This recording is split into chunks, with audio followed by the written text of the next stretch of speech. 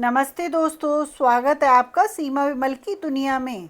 आज मैं आपके लिए लेकर आई हूँ कुछ ऐसा जो सिर्फ मिठाई नहीं बल्कि त्योहार की शान है। जी हाँ, आज हम बनाएंगे शाही रबड़ी घेवर, वो भी बिल्कुल बाजार जैसा, लेकिन अपने घर की रसोई में।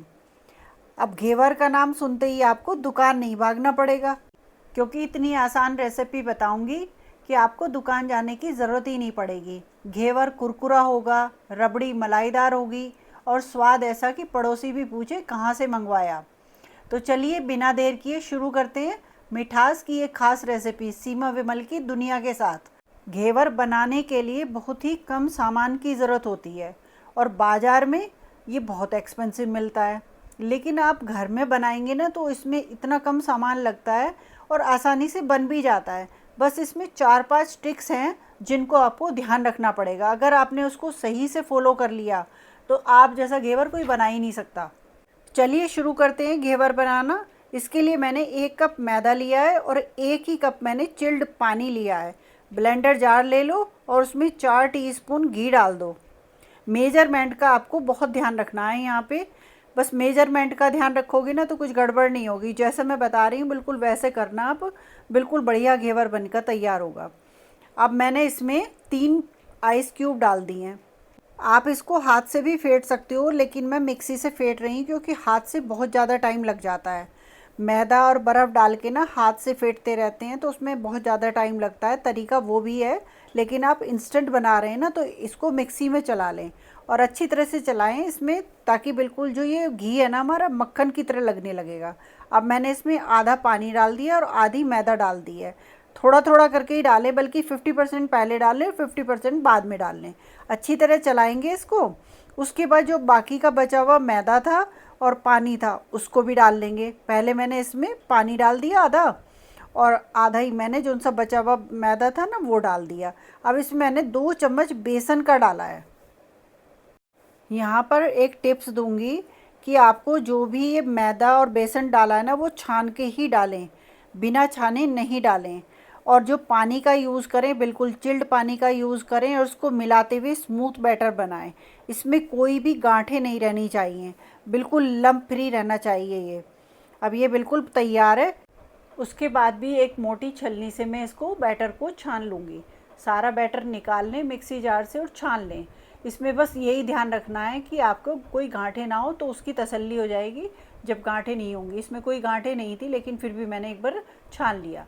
अब थोड़ा सा पानी और मिला दूँगी क्योंकि बैटर अभी मुझे गाढ़ा लग रहा है। आप अपनी मैदे के हिसाब से चेक कर लें कि ज़्यादा गाढ़ा तो नहीं है। अब मैंने एक पानी लिया और उसमें बर्फ़ डाल के रख दिया, क्योंकि हमें बैटर को बिल्कुल चिल्ड रखना है।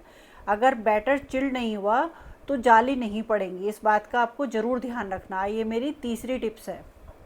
घेवर बनाने के लिए बैटर बिल्कुल तैयार है। इधर मैंने घी भी गर्म होने के लिए रख दिया है। दूसरी तरफ बोतल भर लेती हूँ। थोड़ा ही बैटर डालना है इसमें, बहुत ज़्यादा नहीं भरना है।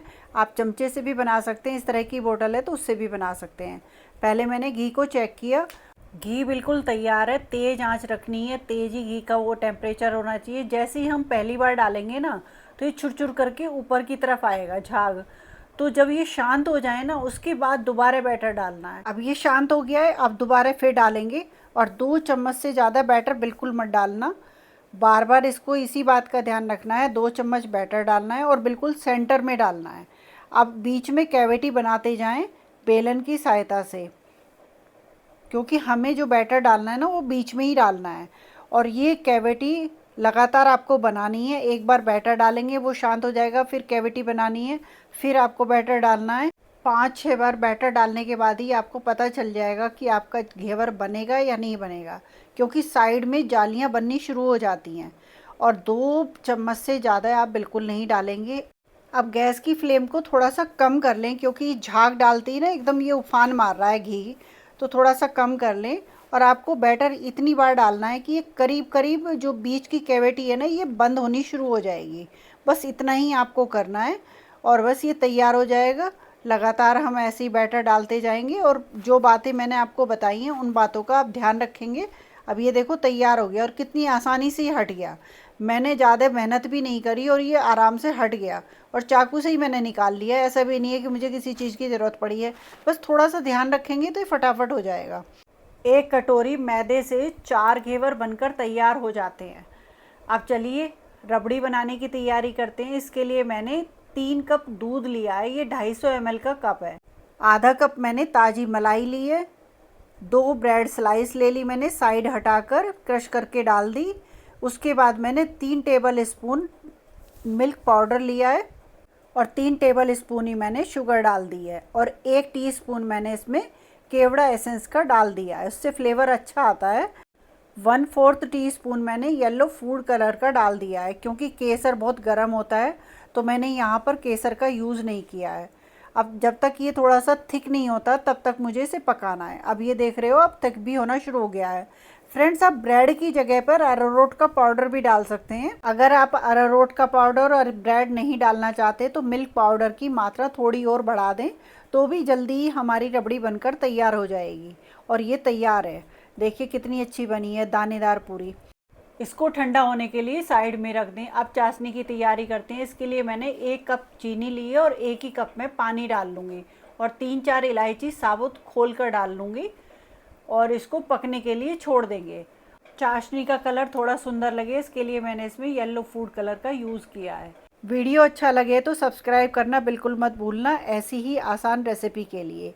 और बातों ही बातों में ये चाशनी भी बनकर तैयार हो गई है। देखिए एक तार बन रहा है, बस इतनी ही तैयार चाहिए हमें चाशनी। इस चाशनी को भी अलग बाउल में निकाल लेंगे, और उधर रबड़ी भी मैंने अलग बाउल में निकाल ली है, ये भी ठंडी हो गई है।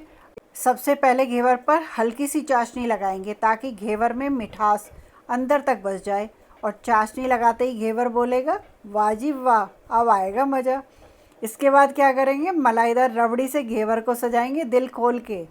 जितनी ज़्यादा रबड़ी उतना ज़्यादा मज़ा, और फिर हर निवाला होगा स्वर्ग जैसा। अब मैं घेवर को दूंगी एक शाही लुक। इसके लिए मैंने पतली पतली बादाम की कतरनें फैला दी हैं अच्छी तरह से। उसके बाद मैं पिस्ता डाल दूंगी थोड़े से, और केसर के धागे को मैंने दूध में भिगो के रख दिया था ताकि खुशबू और रंग दोनों अच्छे निकल कर आएँ। इसको भी घेवर पर छिड़क दीजिए। अब तैयार है शाही रबड़ी घेवर सीमा विमल की दुनिया के साथ।